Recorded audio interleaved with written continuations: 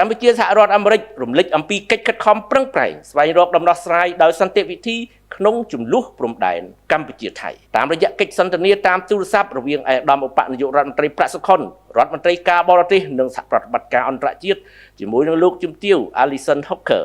អនុរដ្ឋលេខាធិការនៃក្រសួងការបរទេសអាមេរិកកាលពីថ្ងៃ15ខែឧសភាឆ្នាំ2026ក្រៅពីសារតចំពោះវឌ្ឍនភាពគួរឲ្យកត់សម្គាល់ដែលសម្រេចបានក្នុងទំនាក់ទំនងទ្វេភាគីរវាងកម្ពុជានិងសហរដ្ឋអាមេរិកក្នុងរយៈពេលប៉ុន្មានឆ្នាំកន្លងមកនេះភាគីទាំងពីរក៏បានផ្ដោតសំខាន់ទៅលើស្ថានភាពព្រំដែនកម្ពុជាថៃឯកឧត្តមឧបនាយករដ្ឋមន្ត្រីប្រាក់សុខុនបានថ្លែងអំណរគុណសាជាថ្មីម្ដងទៀតចំពោះសហរដ្ឋអាមេរិកចំពោះការគ្រប់គ្រងជាបន្តបន្ទាប់នៅដំណើរការសន្តិភាពនិងបានបញ្ជាក់ពីការបដិញ្ញាចិត្តជាថ្មីរបស់កម្ពុជាក្នុងការអនុវត្តយ៉ាងពេញលេញនៅបទជប់បាញ់ថ្ងៃ28ខែកក្កដាឆ្នាំ2025សេចក្តីថ្លែងការណ៍រួមទីក្រុងកូឡាឡាំពូថ្ងៃ26តុលា2025និងសេចក្តីប្រកាសរួមកិច្ចប្រជុំពិសេសលើកទី3របស់គណៈកម្មាធិការព្រំដែនទូទៅកម្ពុជាថៃនៅថ្ងៃទី27ខែធ្នូ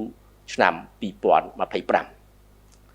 ប្រមុខការទូតកម្ពុជាក៏បានជម្រាបជូនភាគីសហរដ្ឋអាមេរិកអំពីការសម្រេចចិត្តរបស់កម្ពុជាក្នុងការប្រើប្រាស់យន្តការផ្សះផ្សាដោយបង្ខំ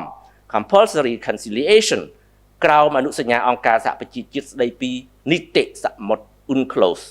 បន្ទាប់ពីប្រទេសថៃបានបញ្ចប់ជាឯកតោភាគីនៅអនុសារណៈនៃការយោគយល់គ្នារវាងកម្ពុជាថៃ MOU 2001ទាក់ទងទៅនឹងតំបន់ទាមទារដែនសមុទ្រត្រួតគ្នាពូលគឺកម្ពុជាតែងតែខិតខំស្វះស្វែងរកដំណោះស្រាយដោយសន្តិវិធីក្នុងការដោះស្រាយបញ្ហាព្រំដែនជាមួយប្រទេសជិតខាងស្របតាមច្បាប់អន្តរជាតិលោកជំទាវ Alison Hocker ក៏បានបញ្ជាក់អំពីការយកចិត្តទុកដាក់ជាបន្តបន្ទាប់របស់សហរដ្ឋអាមេរិកក្នុងការលើកកម្ពស់ការអនុវត្តប្រកបដោយប្រសិទ្ធភាពនៃកាតព្វកិច្ចស្របតាមសេចក្តីថ្លែងការណ៍រួមទីក្រុងកូឡាឡាំពូនិងជំរុញភាគីទាំងពីរឲ្យប្រើប្រាស់ឲ្យបានពេញលេញនៅយន្តការទ្វេភាគីដែលមានស្រាប់ដូចជាគណៈកម្មការចម្រុះខណ្ឌសីមាព្រំដែនគោក JBC គណៈកម្មាធិការព្រំដែនទូទៅកម្ពុជាថៃ GBC និងក្រុមការងារសម្របសម្រួលចម្រុះ JCTF ដើម្បីស្វែងរកឫសគល់នៃចំនួននិងគ្រប់គ្រងការដោះស្រាយបញ្ហាដោយសន្តិវិធី